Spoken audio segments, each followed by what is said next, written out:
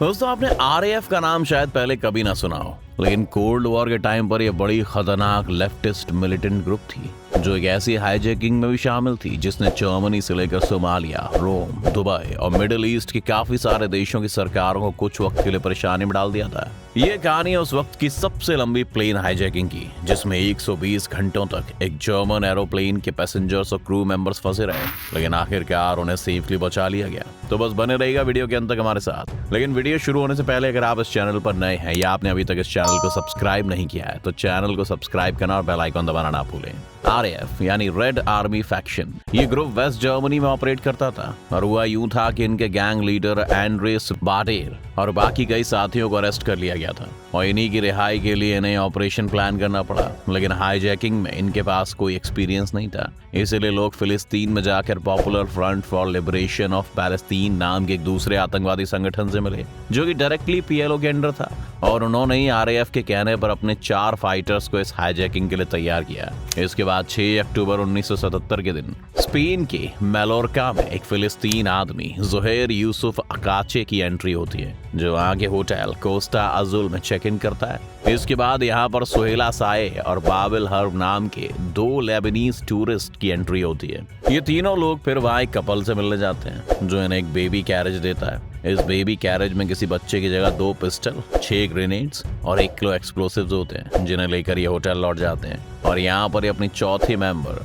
नादिया शेहदा यूसुफ से मिलते हैं। 13 अक्टूबर के दिन ये लोग होटल से निकलते हैं और तब तक ये अपने सभी हथियारों और एक्सप्लोसिव्स को एक रेडियो और एक छोटे से बैग में छिपा चुके होते हैं। ये वो टाइम था जब एयरपोर्ट सिक्योरिटी उतनी टाइट नहीं थी, क्योंकि सिर्फ 2 साल पहले ही इंटरनेशनल सिविल एविएशन ऑर्गेनाइजेशन ने सिक्योरिटी को लेकर गाइडलाइंस जारी की थी। इन लोगों ने इस जगह को इसीलिए चुना था क्योंकि यहाँ का एयरपोर्ट बहुत छोटा था, इसीलिए इधर अभी वो सारी सिक्योरिटी गाइडलाइंस ढंग से इम्प्लीमेंट नहीं हुई थी। सिक्योरिटी को बाईपास करने में ज्यादा प्रॉब्लम नहीं हुई और ये एक जर्मन एयरलाइन लुफ्तांसा की फ्लाइट 181 में जाकर बैठ गए जो सदर्न जर्मनी के बराविया में जा रही थी। फ्लाइट की उड़ान भरने के 40 मिनट के अंदर ही इन्होंने अपने हथियार बाहर निकाले और प्लेन पर कब्जा कर लिया। उन्होंने कॉकपिट से को पायलट को बाहर निकाल दिया और पायलट से कहा कि प्लेन को साइप्रस की तरफ ले चले। पायलट ने उन्हें बताया कि प्लेन में अभी इतना फ्यूल नहीं है, इसलिए उन्हें रोम में रुकना पड़ा। रोम में जाकर अकाचे ने अथॉरिटीज से डिमांड की कि फ्लाइट को रिफ्यूल किया जाए और साथ में ये भी बताया कि उन्हें उन RAF के मेंबर्स की रिहाई चाहिए।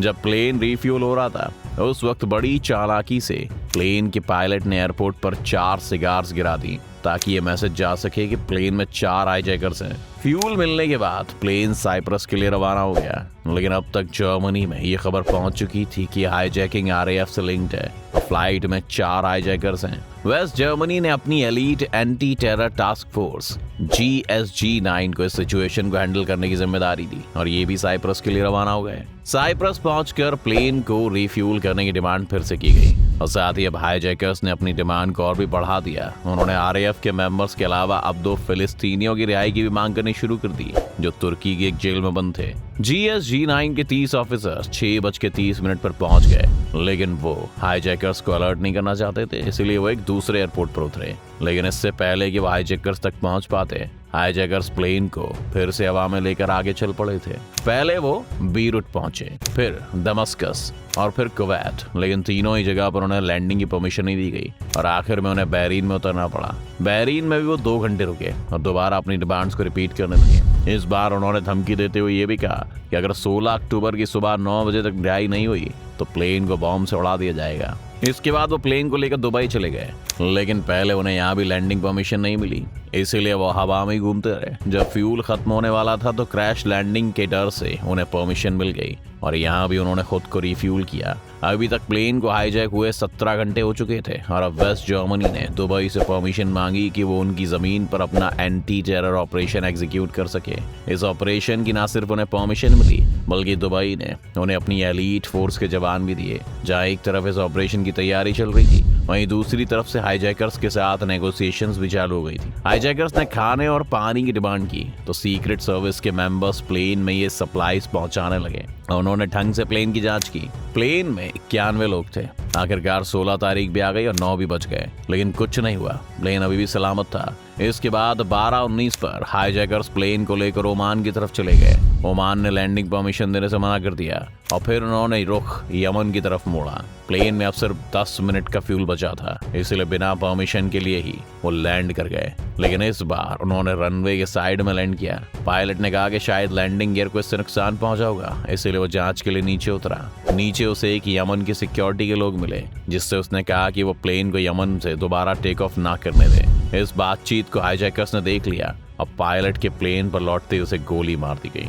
अब को पायलट को कॉकपिट में लाया गया। अब प्लेन को अब सोमालिया की तरफ ले जाने का ऑर्डर हुआ। प्लेन सोमालिया के मोगादिशु में लैंड हुआ और सोमाली प्रेसिडेंट से अब वेस्ट जर्मनी की सरकार ने बातचीत करके ऑपरेशन कैरी आउट करने की परमिशन दी। GSG-9 की 2 टुकड़ियां 17 तारीख को 11:44 और शाम के 5:30 बजे तक सोमालिया पहुंच गईं। हाईजैकर्स भी अब तंग आ चुके थे और उन्होंने अब फ्लाइट के पैसेंजर्स को रस्सी से बांधना शुरू कर दिया और ये मैसेज दिया गया कि अब वो ब्लास्ट करने वाले हैं। घबराकर वेस्ट जर्मनी के नेगोशिएटर्स ने उन्हें इन्फॉर्म किया कि उनकी डिमांड्स मान ली गई हैं और वो मोगादिशु में ही उनके प्रिजनर्स को लाने वाले हैं। हाईजैकर्स ने कैलकुलेट किया कि उन्हें वहां से लाने में 7 घंटे का वक्त लगेगा और वेस्ट जर्मनी को 7 घंटे की डेडलाइन भी दी गई। ये सब एक ब्लफ था ताकि थोड़ा और टाइम GSG-9 को मिल सके और उनका प्लान काम कर गया। रात के 12:05 पर GSG-9 के कमांडोज ब्लैक यूनिफॉर्म में प्लेन्स की तरफ आगे बढ़े। उन्होंने रनवे पर एक बॉम्ब प्लांट किया ताकि हाईजैकर्स का ध्यान उस तरफ बढ़ सके।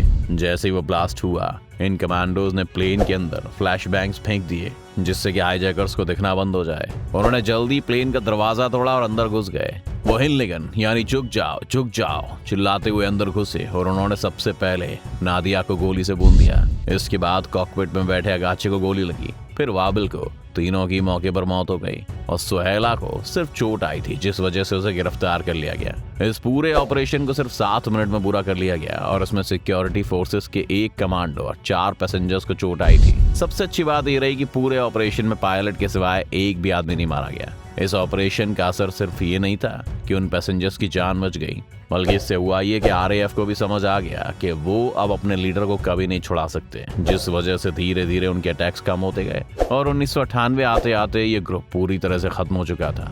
RAF की कहानी इसलिए भी इंटरेस्टिंग है क्योंकि कोल्ड वॉर से जुड़ी है। वेस्ट जर्मनी अमेरिका और बाकी वेस्टर्न फोर्सेस के साथ माना जाता था, जबकि ईस्ट जर्मनी पर सोवियत यूनियन का कब्जा था। इसीलिए RAF एक तरह से वेस्ट जर्मनी के कम्युनिस्ट आइडियोलॉजी के लिए काम कर रहा था। उन्होंने कई बिजनेसेस और पॉलिटिशियंस को अपने मिशन के दौरान शहीद किया था।